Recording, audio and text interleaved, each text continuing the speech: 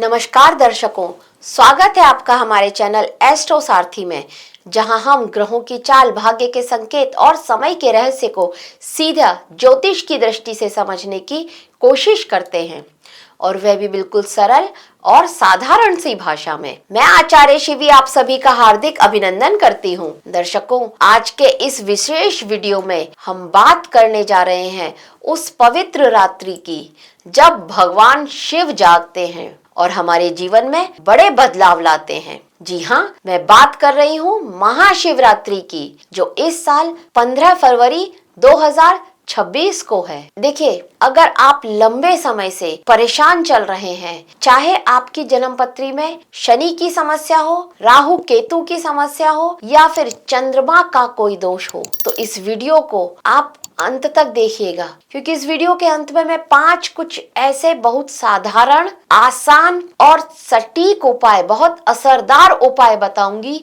जिनको अपना करके आप शिव जी की कृपा और आशीर्वाद पा सकते हैं।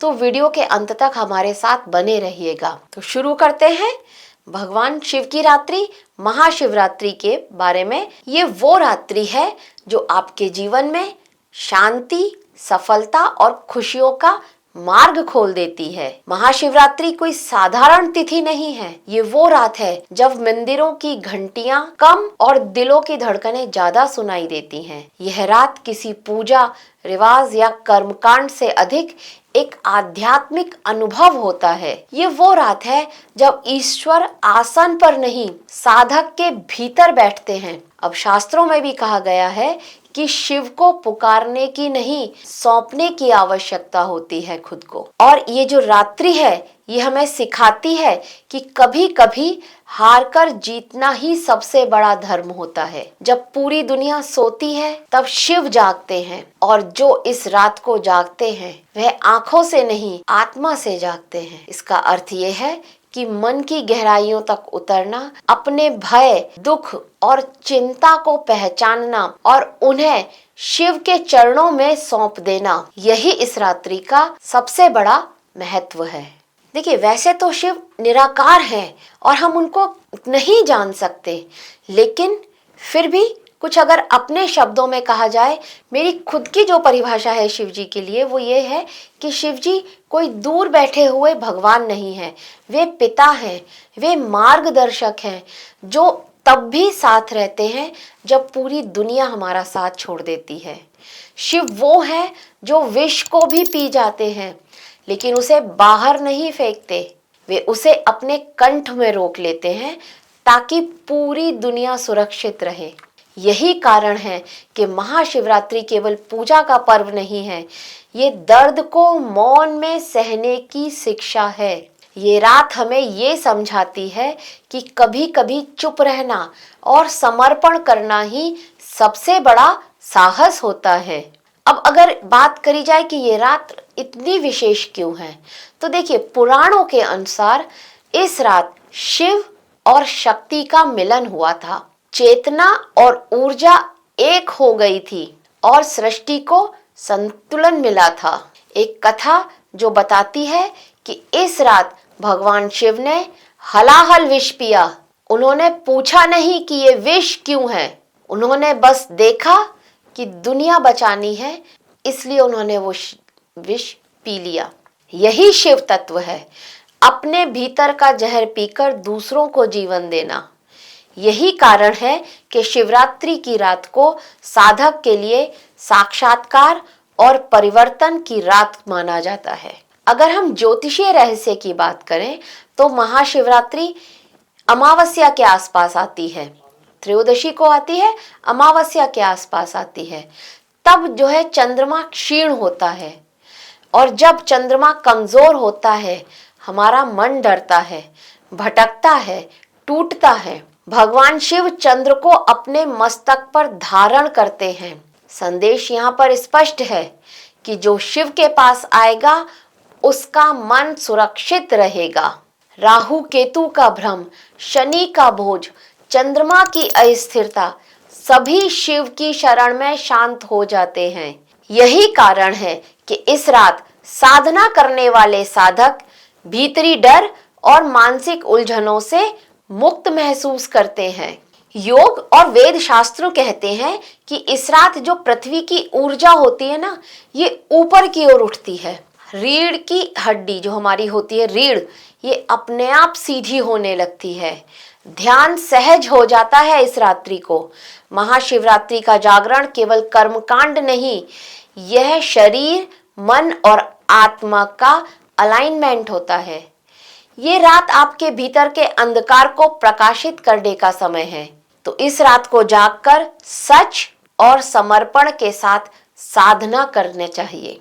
ऐसा करने से जीवन में धीरे धीरे स्थिरता, एकाग्रता और मानसिक शांति आती है।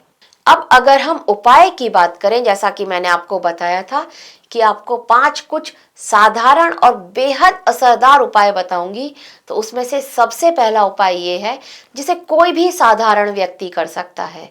अगर आप ये सोचते हैं कि मेरे पास तो मंत्र नहीं है, या मुझे विधि नहीं आती है, या फिर समय नहीं है भगवान शिव की पूजा करने का, तो आप ये जान लीजिए कि शिव जी को कुछ भी नहीं चाहिए। उन्हें सिर्फ आपका बोझ चाहिए।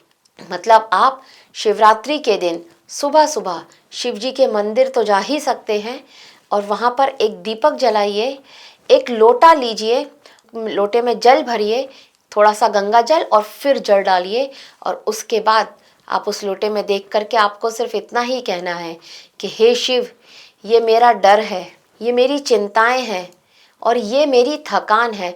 वो सारी बातें आपको उस जल को देख करके बोल देनी है, और लास्ट में कहिए कि अब ये सब आपका है। और इतना बोलते हुए बस आपको वह जल शिव जी के ऊपर अर्पित कर देना है। यही पूर्ण पूजा है, और ये बहुत सरल उपाय है। अपने जीवन में जो भी आपके मुश्किलें चल रही हैं, जिन जिन परेशानियों को आप झेल रहे हैं अपने जीवन में, उन सारी परेशानियों को भगवान शिव को समर्पित कर दीजिए, और देखिए वो किस तरह से आपकी सारी परेशानियों का निवारण निकालते हैं, आपके जीवन को और भी आसान बना सकते हैं। अगर हम दूसरे उपाय की तरफ चलें, तो शिवरात्रि के दिन रात्रि के समय में जब आप खाना पीना सब खा लेते हैं, संध्या आरती के बाद 8 बजे के आसपास की बात करते हैं, तो तब एक दीपक जलाइए और एक कागज लीजिए। उस कागज पर जो भी आपकी समस्याएं हैं, जो भी आपको डर या कुछ चाहिए, वो सब कुछ उस कागज पर लिख दीजिए। वह दर्द जो आप किसी को नहीं बता सकते हैं, वो दर्द उस पर लिखिए। या कोई आदत जो आपकी कमजोरी बन गई है, आप उसे छोड़ना चाहते हैं, आप वो लिखिए। कोई डर जो भीतर ही भीतर आपको सताए जा रहा है, उस डर को उस पर लिखिए। और उसके बाद जो दीपक आपने जलाया है, उस दीपक पर उस कागज को भगवान शिव जी का नाम लेकर के जला दीजिए, और उनसे बोलिए कि हे भोलेनाथ, अब मैं इस बोझ को और नहीं ढोना चाहता हूँ, अब मैं इसे और नहीं ढो सकता हूँ, अब मेरी रक्षा आप कीजिए। ऐसा करने से आप देखेंगे कि आपके मन को बहुत ज़्यादा शांति मिलेगी। देखिए, ये केवल प्रतीक नहीं है, बल्कि अवचेतन की गांठ खोलने की प्रक्रिया है। जब आप ये करते हैं तो आप अपने भीतर की ऊर्जा को मुक्त करते हैं और शिव जी के आशीर्वाद के लिए स्थान बनाते हैं। अब अगर तीसरे उपाय की बात करें, तो यहाँ पर सबसे बड़ा उपाय ये है मौन, जहाँ शिव सबसे पहले आते हैं। मतलब ये कि रात्र को, अगर आप शिवरात्रि की रात को सिर्फ 11 मिनट का मौन रखना है, सिर्फ 11 मिनट का। कोई मोबाइल नहीं, कोई मंत्र नहीं जपना है, कोई संगीत नहीं बजाना है।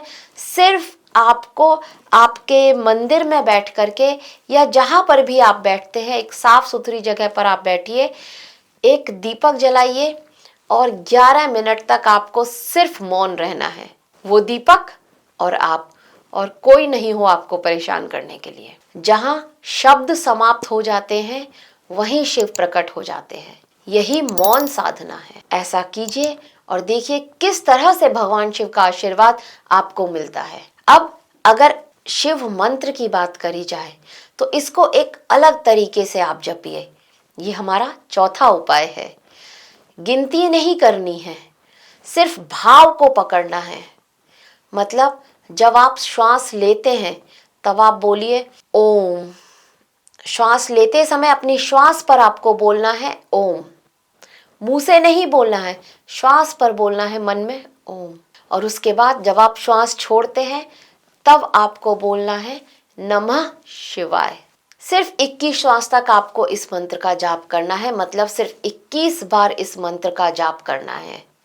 और आप देखेंगे ऐसा करने से, इस जप के करने से आपका शरीर, आपका मन और आपके कर्म तीनों शुद्ध हो गए हैं। एक अलग तरह की एनर्जी आप अपने अंदर महसूस करेंगे अगर शिवरात्रि के दिन। और इसको आप किसी भी समय कर सकते हैं, सुबह में कर सकते हैं, रात्रि में कर सकते हैं, जब आपको समय मिले तब आप भगवान शिव के लिए इस मंत्र का जप कर सकते हैं। अब हमारा 5वां उपाय, जो कि हम राहु और केतु की शांति के लिए बोलते हैं। देखिए, अगर राहु और केतु से किसी भी तरह की परेशानी आपकी जन्म पत्री में चल रही है तो ये एक गुप्त उपाय है, इसको अवश्य ही कीजिएगा शिवरात्रि के दिन। अगर आपकी राहु की महादशा चल रही है या केतु की महादशा चल रही है या अंतरदशा चल रही है या राहु केतु किसी भी तरह से गोचर में आकर के आपको प्रताड़ित कर रहे हैं, पीड़ित कर रहे हैं, चंद्रमा को पीड़ित कर रहे हैं, तो इस उपाय को अवश्य ही आप शिवरात्रि के दिन कीजिएगा। करना सिर्फ इतना है कि काले तिल और जल से आपको भगवान शिव का अभिषेक करना है और आपको मन में सिर्फ इतना ही कहना है शिव जी पर वो जल अर्पित करते हुए, मतलब एक पात्र लें, पात्र किसी भी धातु का हो सकता है, एक लोटा लें, उसमें आप थोड़ा सा गंगा जल डालें, तिल डालें और काले तिल डालने हैं, काले तिल डालें और फिर उसके बाद आप उस पर जल भर लें। काले तिल 1 चम्मच डाल सकते हैं, उतना डालें, या 1 चुटकी, जितना भी आपके पास अवेलेबल हो उतना तिल डालिएगा। और इसके बाद आपको सिर्फ इतना करना है कि उस जल को आपको शिव जी पर अर्पित करना है, शिव जी का अभिषेक करना है उस जल से। और मन में सिर्फ इतना बोलना है कि मेरा भ्रम शांत हो, मेरा भय समाप्त हो, क्योंकि राहु और केतु का काम यही है, ये भ्रम देते हैं, ये भय देते हैं।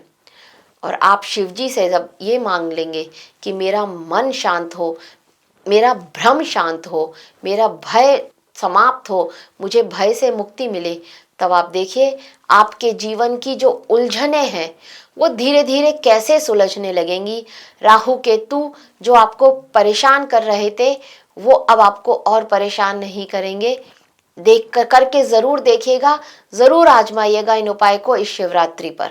तो देखिए, भगवान शिव जो है ना, इनको फूल नहीं चाहिए, इन्हें किसी तरह का दिखावा नहीं चाहिए, इन्हें तो बस चाहिए आपका सच। आप जैसे भी हैं, जो भी हैं, सच्चे मन से भगवान शिव को समर्पित कर दीजिए अपने आप को और देखिए भगवान शिव की कितनी अच्छी कृपा आपके ऊपर होगी। तो शिवरात्रि की रात को अगर कोई सच में झुक जाता है, उसका जीवन चुपचाप बदलने लगता है। महाशिवरात्रि हमें यही सिखाती है कि जब जीवन बहुत ज्यादा भारी लगने लगे, उसे उठाने का नहीं सोचना है, बस शिव जी को समर्पित कर देना है। भोलेनाथ सब कुछ संभाल लेंगे। शिवरात्रि केवल एक पर्व नहीं है, साधना, समर्पण और आत्मशुद्धि का प्रतीक है। इस रात का अनुभव केवल आंखों से नहीं, आत्मा से महसूस होता है। जो साधक अपने अंदर की कमजोरी, भय और दर्द शिव जी के चरणों में रख देता है, उसकी जिंदगी में अदृश्य लेकिन शक्तिशाली परिवर्तन शुरू हो जाता है। मैंने तो आजमाया है, आप भी आजमा कर जरूर देखिएगा। हर हर महादेव, जय महाकाल।